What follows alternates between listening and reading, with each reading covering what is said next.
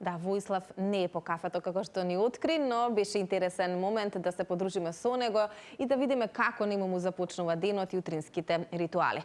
Зборувајќи на оваа тема, во следниве минути ќе реализираме и нашата рубрика Будење.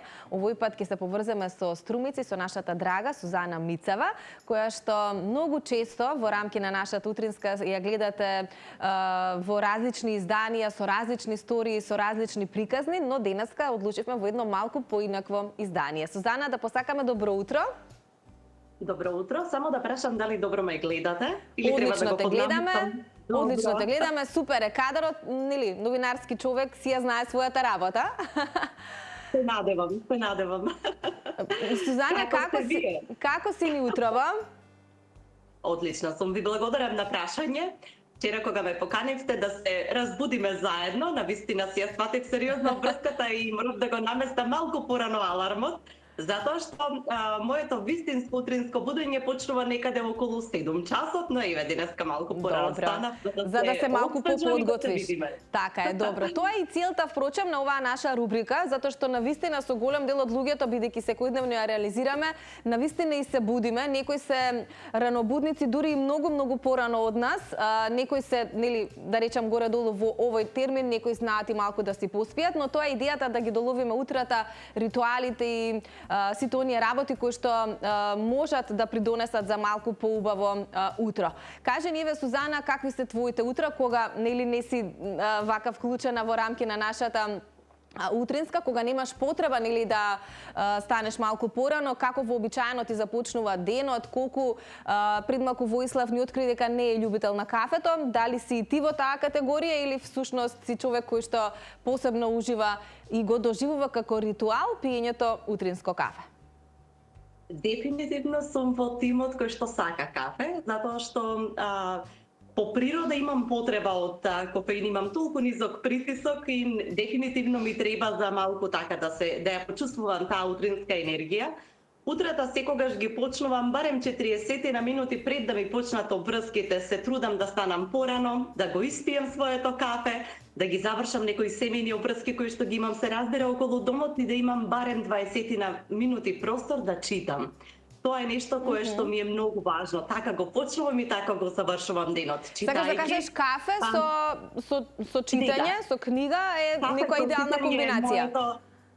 Тоа е нешто што го правам од раните. Можеби во детските години тоа било сигурно со чаша млеко, меѓутоа како што минуваа годините ви заменив чај, кафе, што и да е, каков е периодот од годината.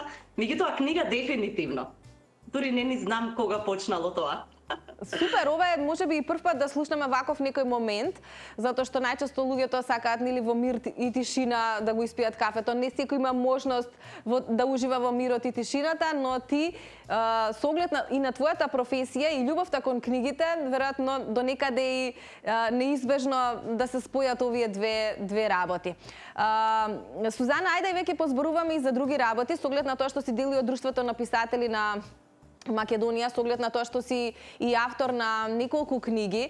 Постојано изминатиот период, барем по социјалните мрежи на твоите профили може да се забележат бројни дружби во кои што се вклучуваат и децата, и возрастните се разбира, но секогаш во комбинација со книгите. Што е она што може вака да ни го издвоиш како некои интересни активности во последниот период? Со оглед на тоа што заврши учебната година, но нели оние да речам лектири остануваат за дечињата како некое задолжително четиво во текот на летниот период, но што се случуваше изминативе денови, пред тебе можеби и да се случи крајот на учебната година? Какви дружби имавте со децата?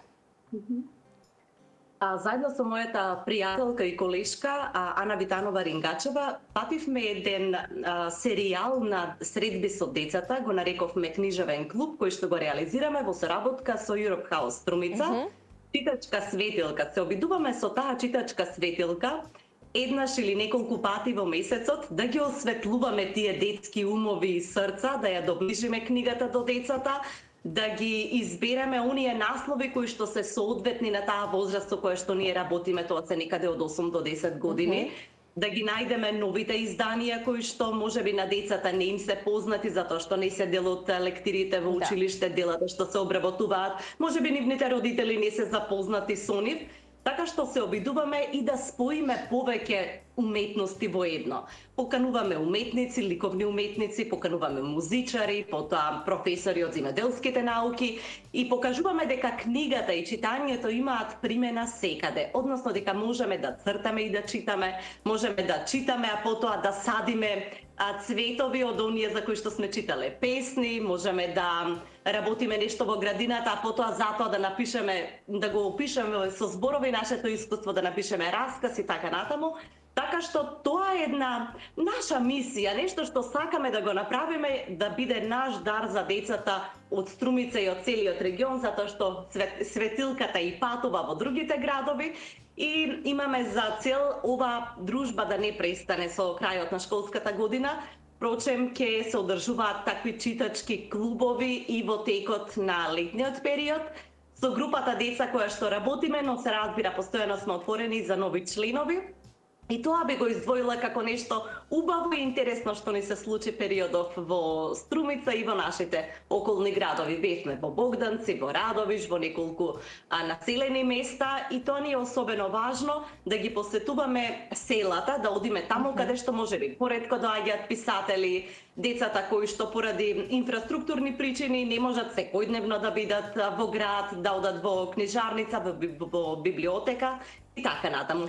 Деца интересно е, децата се извор на среќа, што да се каже повеќе. А и извор на инспирација, веројатно ќе се служите и затоа што сето ова го правите токму за нив. Какви се нивните реакции, Сузана?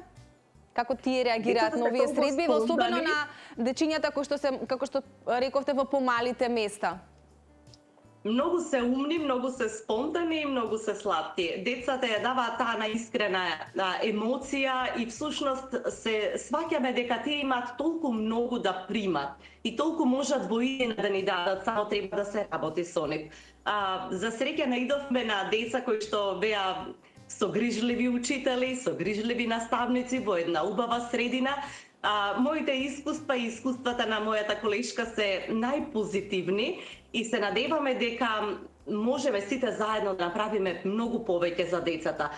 Средината не треба да биде пречка, заради тоа што сметам дека во 21. век, кога се ни е на еден клик, не смееме да имаме вакви изговори, но можеме да правиме многу повеќе за да ја имаме таа социјална интеракција, да патуваме, да ги каниме, да им носиме некои новини за кои што ние сме запознати и сакаме да бидат поблиску до нив и во физичка форма. Така што децата навистина не можам да направам разлика. Децата се највредниот украс на овој свет и треба да се грижиме за нив, особено во ова толку динамично и толку нестабилно време кое што постојано не заплиснува со неубави приказни, со неубави вести. Баш така, баш така. Кога светот се уште војува, за жал, треба да барем на децата, да им понудиме некоја, да им покажеме дека имаат светла иднина и дека можат да се изборат за тоа. И убаво ова што го напомена за децата во контекст и на темата која што ние утрово ќе ја реализираме тука со првата детска амбасада Мегеш и ќе зборуваме за нивната актуелна кампања Нема туѓо дете, како и за проблемите со кои што навистина се соочуваат, а и генерално месецот јуни, со оглед на тоа што нели 1 јуни е месецот на денот на детето, некако е посветен за овие детски права и убаво е навистина да зборуваме, да ги слушаме нивните проблеми и заеднички да ги решаваме. И навистина само аплаузи за сето она што го правите вие, колегите и сите останати кои што се вклучени во целата оваа интересна организација.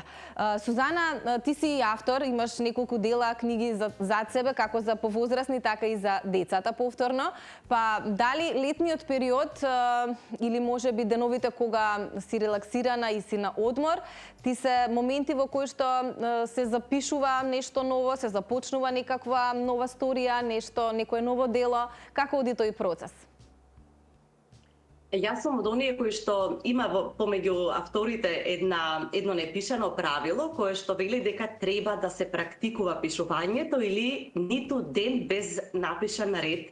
И се трудам да биде така. постојано пишувам, верувајте дека новинарската работа многу помага во одржувањето на кондицијата, во добивањето инспирации. Онаму каде како репортер ќе стигнете, можеби тешко дека ќе ве однесе во обичаениот животен пат, така што се трудам да пишувам секојдневно. Дали тоа ќе бидат патетиси, дали ќе биде приказ на некоја за телевизија, дали ќе биде песна, расказ, есеј, работам научни трудови, така што имам и вистинска потреба да седнам и да пишувам. Меѓутоа, кога станува збор за уметноста, се трудам да биде во момент на инспирација, затоа што тогаш имам, тогаш перото е најсилно, најостро, најмногу пушта мастило. Кога ќе се натерате да пишувате, да, може да пишувате, но само кога во моментот вие сте допрени од нешто, излегува, како да речам, целосна песна или стих кој што вреди да остане, не нешто што би го избришале следниот ден.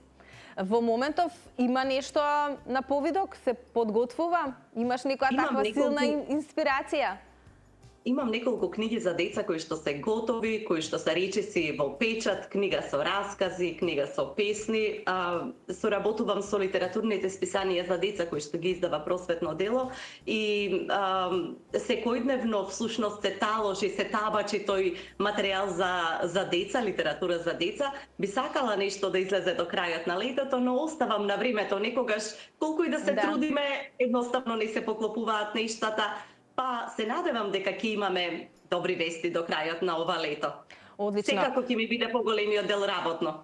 Да, и убаво напомена, кога имаме вистински наплив на инспирација, тоа е она нели вистинското и тоа е она што кога ќе се запише нема да се избрише, така што оставаме нели да дојдат оние вистински моменти за да созадеш и искрираш уште нешто ново што ќе биде вредно за да излезе од печат. Сузана спомена дека си љубител на кафе. Дали веќе го испи или допрва следуваат минутите за тоа? Јас сум лош пример, можеби, кога станува збор за кафето. Првото веќе го испив и сега верувајте ќе испијам уште едно кога ќе завршиме со разговорот. Многу сакам кафе и како што реков, пијам, па се трудам да не претерувам, меѓутоа сигурно до 4 кафења на ден ќе испијам, уживам. Јас не можам да ви доловам која е таа среќа кога ќе биде кафето пред мене. Не сум пушач, нели да кажеш, има луѓе кои што сакаат да запалат цигара, на пример. Не, јас сакам само да пијам кафе. Да, мирисот веројатно на кафе. Да, и вистинските уживатели на кафето ја разбираат оваа твоја верзија. Какво кафе најчесто преферираш? Се менува тоа со летен, зимски период, со оглед на тоа што нели сега е лето, па некои преферираат можеби поладна верзија? Не, пијам само кратко еспресо. Добро. Кратко еспресо и тоа е тоа. И за лето и за зима. Тоа е изборот. Концентрирано црно кафе ми прави на вистина така мелем на душата. Одлично. Сузана, некаде пред крајот, какви се плановите за денеска, што обврските очекуваат наредниот период и кога ќе биде времето за одмор? Во текот на денот имам повеќе различни обврски со нашите драги колеги од телевизија Телма, неколку обврски околу информативната програма Вести. Патем морам да спомнам, имаме една непријатна ситуација изминативе денови гори депонијата во близина на Струмица. Тоа е чат кој што навистина им пречи и е штетен за луѓето. Па планираме да направиме една сторија во врска со тоа, да ги видиме причините, што се презема на тоа поле, така што тоа ќе може да го видат нашите гледаци подоцна во вестите. Неколку врски околу вечерното издание на Топ тема, така што еве ќе се дружам поинтензивно денеска со колегите, ќе имаме содржини од овој град и еве ги покануваме нашите гледачи да останат и понатаму со програмата, да бидат информирани и се разбирам, да уживаат со останатите релаксирани содржини кои што ги нудиме. Дали веќе се одлучи локацијата за одмор? Предпоставувам ќе има време и за одмор ова лето? Апсолутно. Јас имам 3 деца и кога имате нели семејство со мали членови, не се сите толку мали, меѓутоа имам и помали.